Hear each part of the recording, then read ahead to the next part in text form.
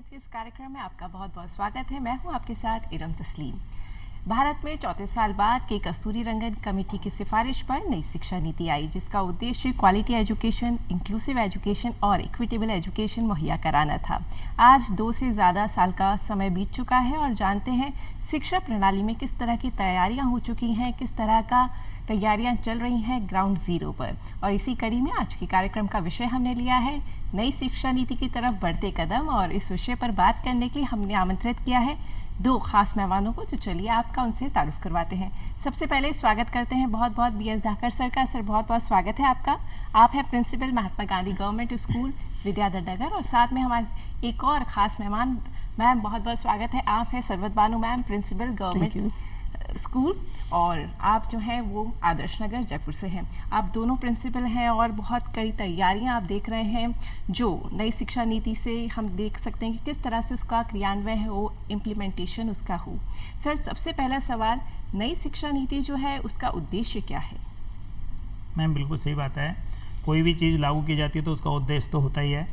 तो नई शिक्षा नीति का जो बेसिक उद्देश्य है वो ये कि यूनिवर्सल एक तरह से एजुकेशन हो, और एक ग्रॉस जो एजुकेशन या एनरोलमेंट जो रेशो होता है वो स्कूल एजुकेशन का और हायर एजुकेशन का वो इंक्रीज़ हो। तो एक तो वो टारगेट लिया गया है। स्किल डेवलपमेंट हो, वोकेशनल एजुकेशन हो, और एक जो स्टूडेंट्स है अपनी रुचि या अपनी पसंद के हिसाब से सब्जेक्ट्स का चूज कर सके। यानी जो एक अभी तक 10+2 जो सिस्टम है उसमें ये चल रहा है कि भाई साइंस कॉमर्स या आर्ट्स फैकल्टी, तो वो आर्ट्स से कॉमर्स में यदि इंटरेस्ट रखता है या कॉमर्स से साइंस में इंटरेस्ट रखता है तो अपनी पसंद का कोई सब्जेक्ट भी वो चुन सकता है। बिल्कुल सर। तो सबसे बड़ा तो यही होगा कि उसको अपनी इंटरेस्ट और अपनी जो स्किल है उसके अकॉर्डिंग उसको डेवलप कर सकता है। बिल्कुल। तो हम ये कहें पुलिंदा है, बुके है, बहुत सारी विशेषताएं इससे जुड़ी है। नई शिक्षा नीति से बहुत सारी उम्मीदें भी जुड़ी हैं। जहां आपने बात करी ग्रॉस एनरोलमेंट रेशियो हमारा बढ़े, जहां आपने बात करी inclusive education, quality education, multi disciplinary approach, बहुत सारी विशेषताएं हैं। इन्हीं विशेषताओं को लेकर सरवत मैम आपके पास आते हैं, और कौन कौन सी विशेषताएं हैं जो आप जोड़ना चाहेंगी? देखिए NEP में जो इस नई वाली जो NEP आई है उसके अंदर मेन तो यही है कि किस तरह से स्टेप बाय स्टेप एक चरणबद्ध तरीके से स्कूलों में और कॉलेजेस में वोकेशनल एजुकेशन को स्टार्ट किया जाए। इंक्लूड हम इसको किस तरह से करें, इसके लिए NCF जो है नेशनल करिकुलर फ्रेम, उसकी भी बात की गई है कि वो पेश किया जाएगा। और एक और इम्पॉर्टेंट चीज़ जिसके अंदर नई चीज़ जोड़ी गई है कि शिक्षण का माध्यम इसमें हिंदी का रहेगा, या हम कहें हिंदी भी नहीं बल्कि हम कहेंगे मातृभाषा रहेगा लोअर क्लासेस में। और अभी तक जैसे कुछ बच्चे करते थे, एक कॉमन टेंडेंसी बनी हुई थी रट्टा मारने की प्रवृत्ति, उसको रोक कर क्रिटिकल थिंकिंग, एनालिसिस करने की प्रकृति और इन चीज़ों पे ज़्यादा इसमें जोर दिया गया है कि बच्चों में कौशल का विकास हो। इसके अलावा पाठ्यक्रम संरचना में बहुत बड़े बदलाव होने जा रहे हैं। जैसा सर ने बताया कि आर्ट्स में, साइंस में, कॉमर्स में, इन सभी विषयों में कोई अलगाव नहीं होगा। यदि एक बच्चा केमिस्ट्री के साथ हिस्ट्री पढ़ना चाहेगा तो वो आसानी से पढ़ सकेगा। अभी तक 10+2 चल रहा था, लेकिन अब 5+3+3+4 वाला सिस्टम यहाँ पे लॉन्च किया जाएगा, और भारतीय उच्च शिक्षा आयोग का भी एक निर्माण किया जाएगा। एक और इम्पॉर्टेंट चीज़ जो आज की नीड ऑफ द आवर कहूँगी मैं, वो ये रहेगी कि क्लास 6 से ही कोडिंग स्टार्ट कर दी जाएगी जी, जो आगे जाके बच्चों की टेक्निकल ग्रोथ के लिए बहुत ही इम्पॉर्टेंट रोल प्ले करेगी। और ये जो नया पाठ्यक्रम होगा ये बच्चों को तकनीक सिखाने में बहुत मदद करेगा। इसके अलावा एक नया पाठ्यचर्या का ढांचा इसमें जो पेश किया जा रहा है वो है स्कूलों के साथ प्री स्कूल और आंगनबाड़ियों को जोड़ना। बिल्कुल, ये एक बहुत ही इम्पॉर्टेंट फेज़ है, क्योंकि अभी तक जो स्कूल्स हमारे स्टार्ट होते थे वो फर्स्ट क्लास से शुरू होते थे, और अब हम लोग प्री प्राइमरी से जैसे हम इनको स्टार्ट करेंगे तो बच्चा बिल्कुल स्टार्टिंग से लेके यानी 3 साल की उम्र से 18 साल की उम्र तक हमारे पास रहेगा स्कूल्स में, और वहाँ हम उसका एक होलिस्टिक डेवलपमेंट कर पाएंगे, उसकी मॉनिटरिंग कर पाएंगे किस तरह से उसमें ग्रोथ हो रही है और वो कैसे एक काबिल नागरिक बन के उभर पा रहा है। इन चीज़ों पे विशेष ध्यान दिया गया है। तो हम ये देख सकते हैं कि जी सर आप कुछ ऐड करना चाहेंगे? सही कहा मैम ने। एक्चुअल में क्या है कि इसमें जैसे कि जो एजुकेशन है उसका कंसेप्ट बदलेगा जी। जैसे बोर्ड एग्जाम में अभी नॉलेज बेस होते हैं, अभी क्या होगा एप्लीकेशन बेस होगा जी। और सेमेस्टर बेस होगा। तो ये इस एक्चुअल में न्यू एजुकेशन पॉलिसी की काफ़ी विशेषता है कि इसमें स्किल डेवलपमेंट और वोकेशनल पर भी ध्यान दिया गया है। बिल्कुल, ये दोनों एस्पेक्ट्स इसके हाँ। साथ जुड़ी हैं। और जिस तरह से सरवत बानो मैम ने जिस तरह से बताया, क्रिटिकल थिंकिंग पर जोर दिया गया है, रॉट लर्निंग से हटकर कुछ अप्लाइड, कुछ स्किल्स की तरफ यहाँ पर शिक्षा प्रणाली को दिया गया है। सर, जैसे मैम ने बताया, ढांचा, जो शैक्षणिक ढांचा है 5+3+3+4, वो और उसके 4 जो है हम कहें उसके चरण, वो जो ढांचा है उसको आप किस तरह से देखते हैं, या किस तरह से आपको लगता है उसमें कुछ सुधार आएगा शिक्षा में, क्वालिटी एजुकेशन में? बिल्कुल सही प्रश्न किया आपने कि इस न्यू एजुकेशन पॉलिसी का जो ढांचा है जी, बेसिकली अगर हम मैक्रो रूप में देखें तो एक तो होता है कि शिक्षक की शिक्षा जी, दूसरा होता है स्कूल एजुकेशन और तीसरा होता है कॉलेज एजुकेशन। जी, तो 3 चरणों में से जो 5+3+3+4 का जो है सिस्टम, जी, वो मैं थोड़ा सा डिटेल बताऊं आपको। तो एक्चुअल में क्या है, शिक्षा से तो तात्पर्य यहाँ पर है कि शिक्षक को इस एजुकेशन के जो न्यू एजुकेशन पॉलिसी है उसके अकॉर्डिंग तैयार होना पड़ेगा, तैयार करना पड़ेगा।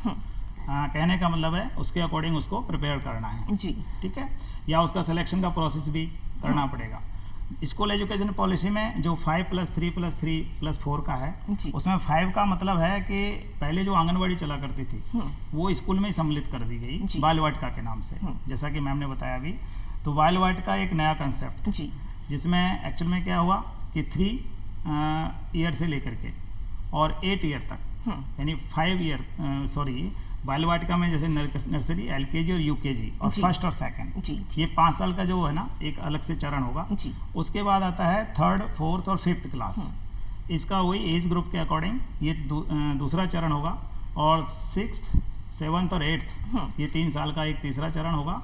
और 9th क्लास से जो पहले जैसे ऑप्शनल सब्जेक्ट्स लिया करते थे उसी की तरह अब 9th, 10th और 11th, 12 4 ईयर का जो है ना एक तरह से जो ऑप्शनल सब्जेक्ट्स चूज करने का होगा। अब सबसे बड़ा जो ऑप्शनल सब्जेक्ट चूज करने में यह है कि आप साइंस के हैं और आर्ट्स का सब्जेक्ट्स भी ले सकते हैं।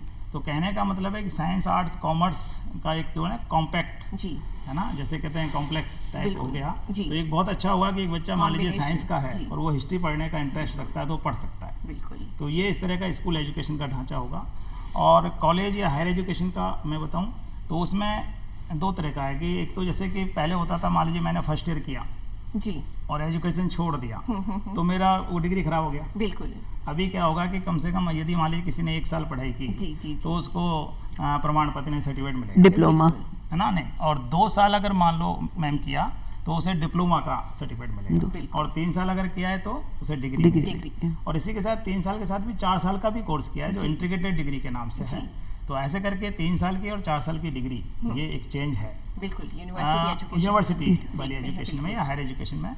और इसका रीज़न ये है कि मान लीजिए जैसे एमफिल को ख़त्म कर दिया गया इस पॉलिसी में, और यदि कोई रिसर्च करना चाहता है, पीएचडी करना चाहता है तो उसे 4 साल का ही कोर्स करना पड़ेगा। बिल्कुल, उसके बाद और पीएचडी कर सकते हैं। और यदि 3 साल का डिग्री कोर्स किया है तो वो पीएचडी नहीं कर सकेगा। बिल्कुल, तो 4 साल का कोर्स कंपलसरी हो जाएगा उनके लिए करने के लिए। और वहाँ भी वही है कि सब्जेक्ट्स का जो है ना एक तरह से आपस में चेंज कर सकते हैं। बिल्कुल, मल्टी डिसिप्लिनरी अप्रोच वाली बात होगी। मल्टी डिसिप्लिनरी अप्रोच को लेकर हम आगे और भी बात करेंगे। यहाँ पर मैम आपसे जानना चाहेंगे क्वालिटी एजुकेशन, जैसे जिस तरह से हमारी गाड़ी शुरू हुई थी, जहाँ से हमने स्टार्ट करा था, जो एक बहुत इम्पॉर्टेंट हम कहें कि नई शिक्षा नीति का एक उद्देश्य है क्वालिटी एजुकेशन, इंक्लूसिव एजुकेशन और इक्विटेबल एजुकेशन।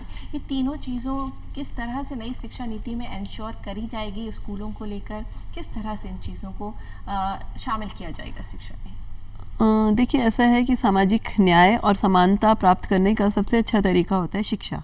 तो शिक्षा के ज़रिए हम एक इक्विटी हम कायम कर सकते हैं। इंक्लूसिव एजुकेशन में हम हर तरह के बच्चे को इंक्लूड करके चलते हैं और हम ये मान के चलते हैं कि एनईपी में कि कोई भी बच्चा पढ़ाई से वंचित ना रहे, चाहे वो किसी भी कैटेगरी में आ रहा हो। कैटेगरीज में भी हम लोग डिस्कस करेंगे। तो बच्चों की पढ़ाई जो है वो बहुत इंपॉर्टेंट है, और पढ़ाई ही नहीं, उनकी क्वालिटी एजुकेशन की हम बात करें इंक्लूसिव शिक्षा के एजुकेशन के साथ साथ, तो वो बहुत ज़रूरी है। क्योंकि कुछ बच्चे जन्म के कारण या कुछ बच्चे किसी परिस्थितिवश स्कूल नहीं आ पाते हैं या स्कूल आते हैं तो पिछड़ी हुई कंडीशंस में रहते हैं या उन्हें विकास के समान अवसर नहीं मिल पाते, तो एनईपी इस बात पे स्ट्रेस देता है कि सब बच्चों के विकास के समान अवसर मिलें और सभी के साथ समान व्यवहार किया जाए। अगर हम बात करें कैटेगरीज की तो इसमें कई तरह की कैटेगरीज आ जाती हैं। जैसे हम ये कह सकते हैं सामाजिक और आर्थिक रूप से कमज़ोर बच्चे हो सकते हैं इसके अंदर। इनके अंदर कुछ लिंग पहचान वाले बच्चे, जिसमें स्पेशली मैं बात करूं महिलाओं की या ट्रांसजेंडर बच्चों की, उनके साथ कुछ परेशानियां आती हैं जैसे जैसे वो हायर एजुकेशन में जाते हैं। थर्डली हम बात करें सामाजिक और सांस्कृतिक पहचान वाले बच्चे, जिसमें हम लें एससी के बच्चे, एसटी, ओबीसी एंड माइनॉरिटी के बच्चे, विकलांग बच्चे, इसके अलावा प्रवासी समुदाय के बच्चे, बाल भिखारी बच्चे, अनाथ बच्चे और हम ये कहें मानव तस्करी के शिकार बच्चे। तो ये जो डिफरेंट टाइप की कैटेगरीज हैं, इन बच्चों को समावेशित करते हुए एजुकेशन किस प्रकार से देनी है, एनईपी इनके ऊपर बहुत जोर देती है कि इन बच्चों को हमें इंक्लूड करके चलना है। राइट। इसके इंश्योर करने के लिए कि सारे बच्चों में एजुकेशन हो रही है, उसके लिए कई सारे तरीके अपनाए जा सकते हैं। जैसे बच्चा अगर किसी दूरस्थ स्थान पे रह रहा है तो उसे साइकिल्स प्रोवाइड कराई जाएगी, अभी भी कराई जा रही हैं। जैसे गर्ल्स का ड्रॉप आउट रेशियो ज़्यादा है 8th के बाद, तो उनको 9th में आते ही हम उनको साइकिल्स सारे गवर्नमेंट स्कूल्स में दी जाती हैं। इसके अलावा यदि कोई बच्चा इतना लाचार है कि वो स्कूल तक आ ही नहीं सकता है, तो हमारे पास स्पेशल टीचर्स हैं जो उन्हें घर जाके पढ़ाते हैं। तो ये जो घर जाके होम ट्यूशन्स देना, ये भी एक एनईपी का पार्ट रहेगा। ओपन स्कूलिंग एक बहुत अच्छा ऑप्शन है कि अगर बच्चा नहीं आ पा रहा है, या गड़िया लुहार या कुछ बच्चे तो ऐसे होते हैं आज एक महीने यहाँ हैं, दूसरे महीने दूसरी जगह पहुँच गए, तो उनकी एजुकेशन पे भी ध्यान देना बहुत ज़रूरी है। और इसके अलावा एक उचित तरह का बुनियादी ढांचा इसके अंदर डेवलप किया जाएगा, जिसमें सामाजिक कार्यकर्ताओं को जोड़ा जाएगा जो स्कूल, टीचर्स और बच्चे, इस तीनों ट्रायंगल के ऊपर एक काम करेंगे। तो इस तरह से एजुकेशन पे एनईपी ध्यान देगी। एनईपी की इस तरह की स्कीम चल रही है। और इसके अलावा जैसे एक हम और चीज़ लें कि निःशुल्क सुविधाओं का विस्तार किया जाएगा। फॉर एग्जाम्पल अभी भी चल रहा है ये चीज़, कस्तूरबा गांधी आवासीय विद्यालय चल रहे हैं। ऐसे विद्यालय जो बहुत ज़्यादा इंटीरियर, ऐसे एरियाज़ जो बहुत इंटीरियर में हैं, जहाँ बच्चों को प्रॉपर एजुकेशन नहीं मिल पा रही है, वहाँ पे कस्तूरबा गांधी विद्यालय स्थापित किए गए, जहाँ बच्चों को क्वालिटी एजुकेशन मिल रही है पूरी तरह निःशुल्क। इसके अलावा वहाँ पे उनके लिए बोर्डिंग की फैसिलिटी भी है। वहाँ पे बच्चे रह रहे हैं, जहाँ उनकी बच्चियाँ रह रही हैं, जहाँ उनकी सेफ्टी के पूरे इंतजामात हैं। और आपने नाम सुना होगा जवाहर नवोदय विद्यालय, केंद्रीय विद्यालय, ये जगह जगह और अधिक खोलने के गवर्नमेंट के प्रपोजल्स हैं, जहाँ पे बच्चों को पढ़ाई के साथ सुरक्षा मिले, रहने की जगह मिले, और ऐसा नहीं हो कि उन्हें पढ़ाई के लिए भटकना पड़े या पढ़ाई के लिए परेशान होना पड़े। बच्चे वहाँ जाएं, उसकी जगह स्कूल आपके पास आ रहा है कि आप अब आएँ और अपनी एजुकेशन लें। तो इस तरह से पूरी सोसाइटी को इंक्लूड करते हुए हम लोग चल रहे हैं कि एनईपी में सबको इक्वल एजुकेशन का, यानी पढ़ाई करने का सबको अधिकार है और वो सबको समान अवसर मिलना चाहिए। मेन चीज़ इसमें सर्व शिक्षा अभियान। और सही कहा मैम आपने कि इक्वल एजुकेशन या यूनिवर्सल एजुकेशन का मतलब ये है कि जब कोई कंपटीशन होता है अपने एक तरह से नेशनल लेवल पर, तो उस कंपटीशन को फाइट तो सभी बच्चे करते हैं, लेकिन वो पढ़ते जो सिलेबस हैं अलग अलग पढ़ते हैं, अलग अलग परिस्थितियों में पढ़ते हैं, तो सभी को चांस मिले और सभी के टैलेंट को दिखाने का मौका मिले। बिल्कुल, कोई भी बच्चा शिक्षा से वंचित ना रहे। बहुत खूबसूरत। और सर अगर हम बात करें एक और खूबसूरत चीज़ की जो आपने और मैम ने दोनों ने इंगित करी थी कि मल्टी डिसिप्लिनरी अप्रोच, तो ये देखने में बहुत अच्छी लग रही है। लग रहा है कि हम बहुत सारा मल्टी डायमेंशनल पर्सनालिटीज़ को जो है अब ब्रिंग करेंगे या उनको लेके आएंगे जो हर सब्जेक्ट का ज्ञान रखती हो, जैक ऑफ ऑल तरह का एक कॉन्सेप्ट दिख रहा है। पर आपके हिसाब से कितना ये बेहतर साबित होगा? मैम बिल्कुल ये अच्छे से साबित होगा, क्योंकि हर व्यक्ति में एक अलग टैलेंट होता है। तो ये जो न्यू एजुकेशन पॉलिसी है वो टैलेंट पर बेस्ड है।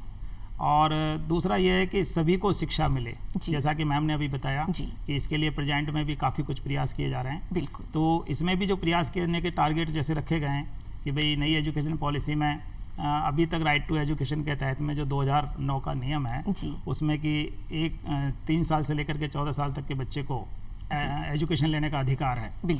एनईपी में क्या है, 3 साल से लेकर 18 साल तक के बच्चे को राइट टू एजुकेशन का एक तरह से अधिकार दिया जा रहा है। बिल्कुल, शिक्षा। उसके साथ साथ ये है कि जो अपने ग्रॉस जी जो एनरोलमेंट रेशो है जी। उसको इंक्रीज करने का 100% गेन करने का भी एक टारगेट है जी।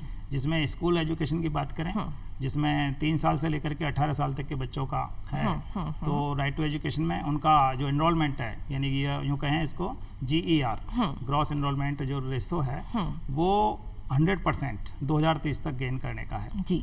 और यूनिवर्सिटी या हायर एजुकेशन में 2035 तक 50% गेन करने का है। बिल्कुल। तो कहने का मतलब है कि सभी को शिक्षा मिले और जिसमें जो टैलेंट है उसको वो पढ़ने का मौका मिले। ये हमें NEP देती है जो और एक बहुत बड़ा अवसर है। हाँ, इसमें एक चीज़ मैं और ऐड करना चाहूँगी कि बच्चा जब डिफरेंट फील्ड्स में जाता है, डिफरेंट सब्जेक्ट्स पढ़ता है, तो उसकी एक अलग एनालिटिकल अप्रोच होती है, है ना, और उसका डेवलपमेंट भी ज़्यादा अच्छा होता है, उसकी कम्युनिकेटिव स्किल्स अच्छी होती हैं। और एक साइंस का बच्चा जब एक लिटरेचर में जाता है तो वो उसको अलग ही नज़रिए से देखता है, उसको अलग, उसकी ग्रास्पिंग पावर अलग होती है, उसकी एक्सप्लेनेशन की तरीके उसके अलग होते हैं, उसका अनुभव अलग होता है और उससे उसको हम ये कहें कि उसकी पर्सनैलिटी में कंप्लीटनेस आती है। बिल्कुल। जो वो पढ़ना चाहता है, जब वो पढ़ता है तो उसको भी कॉन्फिडेंस आता है, आगे भी उसके लिए तरक्की के रास्ते खुलते चले जाते बिल्कुल हैं। तो तरक्की के रास्ते जो हमारी न्यू एजुकेशन पॉलिसी है वो खोलती है और ज़्यादा से ज़्यादा हम उसका लाभ उठा सकते हैं। मैम, यहाँ बात आती है प्राइमरी और प्री प्राइमरी की, अर्ली चाइल्डहुड केयर, जिस तरह से बहुत सारी चीज़ें हैं, आंगनवाड़ी, बाल वाटिका, आपसे चाहेंगे कितना आप समझती हैं कि बेहतर होगा और किस तरह से ग्राउंड ज़ीरो पर तैयारियाँ चल रही हैं प्राइमरी एजुकेशन को लेकर? ग्राउंड ज़ीरो तो नहीं कहेंगे हम, इसलिए नहीं कहेंगे क्योंकि शुरू हो चुकी हैं, प्री प्राइमरी क्लासेस को स्कूल्स के अंदर इंक्लूड कर लिया गया है। और अगर हम बात करें तो एक एस्टेब्लिश्ड फैक्ट है कि 80% बच्चे का जो विकास होता है वो 6 साल की उम्र तक हो जाता है। तो उस उम्र पे ध्यान देना बहुत ज़रूरी है। आपने देखा होगा बच्चे की जो लैंग्वेज 6 साल तक वो सीखता है, वही उसकी ताज़िंदगी उसकी ज़बान पे वही रहती है। बाद में कितनी भी लैंग्वेजेस आप सीख लो, उनमें कितना भी परफेक्शन हासिल कर लो, पर वही बात है जब अंधेरे में वो टकराएगा तो उसी लैंग्वेज में बोलेगा। तो ये एज बच्चों की डेवलपमेंट के लिए बहुत ज़्यादा इम्पॉर्टेंट है हर तरह से, चाहे वो संख्यात्मक ज्ञान हो, चाहे वो लैंग्वेज का ज्ञान हो। तो इस बात को मद्देनज़र रखते हुए गवर्नमेंट ने NEP में इस तरह का चेंज किया है कि बच्चा 3 साल की उम्र से स्कूल में आ जाएगा। प्री प्राइमरी क्लासेस जैसे अभी सर ने बताया था थोड़ी देर पहले कि 3 साल से बच्चा नर्सरी में, देन LKG में, देन UKG में, फर्स्ट में और सेकंड में, ये 5 इयर्स तक का जो 5 इयर्स का जो ड्यूरेशन है, 3 to 8 इयर्स की जो बच्चे की एज है, वो pre primary and primary education में गुजरेगी। इस दौरान बच्चे की पढ़ाई पूरी मातृभाषा में होगी और मातृभाषा का मतलब है बच्चा उस चीज को समझेगा, ना कि रटेगा, जो सबसे इम्पोर्टेंट चीज है। तो बच्चा जब उस चीज को समझेगा तभी वो आगे उस चीज को लेके जा पाएगा। और इस क्लास तक बच्चे के कोई एग्जाम नहीं होंगे। थर्ड से एग्जाम का कंसेप्ट शुरू किया गया है। थर्ड में कोई भी परीक्षा आगे होगी तो बच्चे को आगे की शिक्षा के लिए हम एक तरह से तैयार कर रहे हैं। यहाँ पे प्री प्राइमरी क्लासेस में और प्राइमरी में बच्चे को हम बुनियादी साक्षरता दे रहे हैं, हम संख्यात्मक ज्ञान दे रहे हैं। और इसके लिए जैसा सर ने अभी बताया अभी कि आंगनबाड़ी में और हमारे स्कूल्स में जो शुरू हो रही हैं प्री प्राइमरी क्लासेस, उनको नाम दिया गया है बाल वाटिका। तो बाल वाटिकाओं में पढ़ाई शुरू की जा रही है। आंगनवाड़ियों को भी स्कूल से जोड़ दिया गया है। दोनों डिपार्टमेंट इसमें मिलके काम कर रहे हैं, बल्कि मेडिकल डिपार्टमेंट भी इसके अंदर मिला हुआ है सबके सामने। हालांकि कुछ चुनौतियां भी हैं इसमें, बच्चों की सुरक्षा की चुनौतियां हैं, टीचर्स की ट्रेनिंग इसमें बहुत ज़रूरी है। मैं कहूँगी कि प्री प्राइमरी में जो टीचर हैं वो भी लेडीज़ होना बहुत ज़रूरी है, ताकि बच्चों की प्रॉब्लम्स को, चूंकि लेडीज एज अ मदर बहुत इजीली समझती हैं, तो वो चीज़ें सारी की सारी ज़रूरी हैं, वो होंगी। और MHRD डिपार्टमेंट, जिसका नाम अब शिक्षा मंत्रालय ही कर दिया गया है, उसके थ्रू इसके अंदर भर्तियां की जाएंगी। और बहुत सारी चीज़ें हैं जैसे स्कूल्स में जो अभी अवेलेबल नहीं है लेकिन प्री प्राइमरी के अकॉर्डिंग करी जाएंगी सुविधाएं, जैसे एक गार्ड का होना बहुत ज़रूरी है सेफ्टी के लिए बच्चों का। टॉयलेट्स उनके चाइल्ड फ्रेंडली होने चाहिए, उनके जो ड्रिंकिंग वाटर पॉइंट्स हैं वो उनके बच्चों की हाइट के अकॉर्डिंग उनके फ्रेंडली होने चाहिए। इसके अलावा गेम्स एंड इक्विपमेंट्स जो अभी तक हमारे पास बड़े बच्चों के थे वो टोटली डिफरेंट हैं इन बच्चों से। तो वो सारी की सारी चीज़ें हैं। मिड डे मील हम बच्चों को प्रोवाइड करते हैं, लेकिन बड़े बच्चों को जो हम प्रोवाइड कर रहे हैं उसके कंपैरिजन में इन बच्चों की नीड्स अलग हैं। बिल्कुल। तो उसके अकॉर्डिंग उनको खाना सर्व जो किया जाएगा वो भी अलग रहेगा। उनको जो कल्निनरी हैबिट सिखाई जाएंगी वो अलग होंगी। इसके अलावा बच्चों का वैक्सीनेशन है, बच्चों की सेफ्टी है, वो बहुत सारी चीज़ें और बहुत सारे चैलेंजेस, और जिनको गिनवाना जितना यहाँ पर मुश्किल लग रहा है वहीं क्रियान्वयन में बहुत मुश्किल होगा। और सर ये जो चीज़ें हैं, चैलेंजेस हैं, सबसे बड़ा चैलेंज जो निकल के आ रहा है टीचर्स का। टीचर्स की ट्रेनिंग बहुत इंपॉर्टेंट मुद्दा है न्यू एजुकेशन पॉलिसी का। अगर टीचर्स वेल ट्रेंड होंगे तभी वो आगे इम्प्लीमेंट कर पाएंगे। तो किस तरह से आप दोनों देखते हैं, किस तरह से टीचर्स को ट्रेनिंग दी जानी चाहिए और इस पर आपकी क्या राय है? बिल्कुल सही है कि न्यू एजुकेशन पॉलिसी में ये जो प्रावधान किए गए जी कि प्री प्राइमरी जो एजुकेशन है उसमें न केवल एजुकेशन के लिए मेंटल हेल्थ या डेवलपमेंट ज़रूरी है, फिजिकल हेल्थ भी ज़रूरी है। उसी के अकॉर्डिंग उसका जो है ना मेडिकल जो चेकअप तो नहीं कहेंगे लेकिन मेडिकल जो है ना उसका फिजिकली हेल्थ के लिए उसके अकॉर्डिंग फिटनेस का ध्यान रखा जाए, केयर टेकर की जैसे सुविधा हो, साफ़ सफाई की सुविधा हो। तो अब ये सारी चीज़ें करने के लिए नेचुरल आपने जो पॉइंट किया कि भाई टीचर्स का होना, बिल्कुल ट्रेंड होना बहुत ज़रूरी है, क्योंकि वो 10+2 के माइंडसेट से ही पढ़े हुए हैं। तो इसके लिए जो गवर्नमेंट ने न्यू एजुकेशन पॉलिसी है इसमें टीचर्स को एक तो ट्रेनिंग वाला सिस्टम कि टीचर्स को इसके अकॉर्डिंग ट्रेनिंग किया जाए, ट्रेंड किया जाए। बिल्कुल। तो मैक्सिमम ट्रेंड ऑफलाइन और ऑनलाइन ट्रेनिंग दे करके टीचर्स के प्रारंभ हो चुके हैं। इसके साथ ये होगा कि नेक्स्ट स्टेप में जो टीचर्स का सिलेक्शन होगा उस सिलेक्शन में ये हो कि टीचर्स को बाकायदा डेमो देना पड़े जी कि वो उन छोटे बच्चों को संभालने के लिए है या नहीं, उसके काबिल है कि एलिजिबल है कि नहीं। उसके बाद उसका इंटरव्यू हो जी और इसके बाद स्किल टेस्ट हो जी। तो ये सारे टेस्टों के थ्रू यदि सिलेक्शन होगा तो कहने का मतलब है कि जो न्यू एजुकेशन पॉलिसी जिस सिलेबस को या बच्चों के खेल खेल में जो चाहती है, सिखाने को चाहती है, वो चीज़ें टीचर सिखा पाए। तो उसके लिए प्रेजेंट जो टीचर्स हैं उनको ट्रेंड करना बहुत ज़रूरी है जी। और आगे जो टीचर सेलेक्ट हों या यूँ कहिए जिनको हम लेना है जी। उनके सिलेक्शन का प्रोसेस भी बदलना पड़ेगा, जिसमें जो कहा मैंने जैसे कि इंटरव्यू बहुत बड़ी चुनौती डेमो है और ये वाकई में बहुत बड़ी चुनौती है जो हमें चेंज करनी होगी। मैम यहाँ पर जिस तरह से हम चुनौतियों की बात कर रहे हैं, स्किल एजुकेशन पे भी बहुत जोर दिया गया है, तो आप क्या सोचती हैं स्किल एजुकेशन देकर देश में बेरोजगारी की समस्या पर लगाम लगाया जा सकता है किसी हद तक? बेशक, देखिए जैसे जैसे तकनीक का विस्तार हुआ है, जैसे जैसे टेक्नोलॉजी आगे बढ़ रही है, लाइक एक कंप्यूटर आ गया उसने 10 लोगों को रिप्लेस कर दिया है, तो नेचुरली लोग तो बेरोजगार हुए हैं जी, है ना। और उस बेरोजगारी को दूर करने का सबसे अच्छा तरीका है कि आप स्किल का डेवलपमेंट कर दें। बिल्कुल। और आपने कहावत सुनी होगी, हाथी का बच्चा आसानी से मिल जाता है, खाती का बच्चा नहीं मिलता है। तो अगर आप खाती के बच्चे डेवलप करेंगे, आप समझ रहे हैं खाती के बच्चे से क्या मतलब है कि अगर आप लोगों में अगर आप एक स्किल डेवलपमेंट कर देंगे तो उनको नेचुरल बेरोजगारी तो उनकी दूर होगी ही, साथ में सोसाइटी में भी हम लोगों के लिए यानी आम इंसान के लिए भी एक चीज हो जाएगी कामों को कराने की। तो स्किल डेवलपमेंट तो एक बहुत ज़रूरी हिस्सा है और इसी के लिए एनईपी में वोकेशनल एजुकेशन को शुरू किया गया है। कुछ स्कूल्स में चल रही है लेकिन एनईपी में जो वोकेशनल एजुकेशन शुरू की गई है वो 6th क्लास से शुरू कर रहे हैं। 6th क्लास से हम कोडिंग शुरू कर रहे हैं, 6th क्लास से बच्चे की रुचि के अकॉर्डिंग उसके व्यावसायिक कोर्स शुरू कर रहे हैं ताकि उसमें स्किल का डेवलपमेंट हो। अच्छा, एक चीज़ और बहुत अच्छी होती है, जब आप छोटी एज में कोई शुरू चीज़ करते हो तो बच्चे की उसके ऊपर कंप्लीट एक कहते हैं पकड़ आ जाती है जी, पकड़ भी आ जाती है। सेकेंडली उसका इंटरेस्ट भी पता चल जाता है। बच्चे को अभी तक खुद नहीं पता था कि मेरा इंटरेस्ट क्या है जी। बच्चा अभी तक स्कूल में जो प्लास्टिक की टेबल चेयर्स हैं उनके पेज खोल रहा था, लेकिन अचानक जब वो स्किल सीखता है तो उसे वो चीज़ें जोड़नी आ जाती हैं, उसको सिस्टम से लगाना आ जाता है और उसको समझ आ जाता है कि मुझे आगे किस डायरेक्शन में बढ़ना है। जैसा सर ने बताया, अब फिर से वही शुरू होने जा रहा है कि 9th में बच्चा अपना सब्जेक्ट सेलेक्ट कर लेगा, तो बच्चे के लिए सब्जेक्ट सेलेक्ट करना आसान नहीं होता है। बिल्कुल, बच्चा आज 11th में भी सब्जेक्ट आसानी से सेलेक्ट नहीं कर पाता है, हमें कैरियर काउंसलिंग करनी पड़ती है, कंफ्यूजन कहीं ना कहीं होता है। तो और इन चीज़ों से बच्चे में क्लैरिटी आएगी, एक विजन रहेगा कि मुझे आगे जाके क्या करना है। सर, इसी नोट पर चलते चलते समअप के लिए, लास्ट में कंक्लूजन के लिए आप क्या कहेंगे न्यू एजुकेशन पॉलिसी? मैं यही कहना चाहूँगा, न्यू एजुकेशन पॉलिसी एक्चुअल में ऑलराउंड डेवलपमेंट और